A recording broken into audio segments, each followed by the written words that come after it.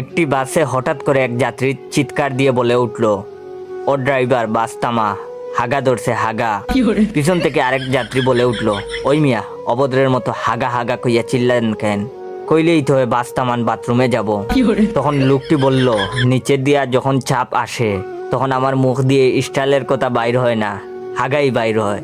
তখন ওই বাসের দ্বিতীয় যাত্রী বলল, বাসে আরো লোকজন আছে, মহিলা আছে, তাদের সামনে হাগা হাগা কইরা চিল্লাইতে লজ্জা করে না?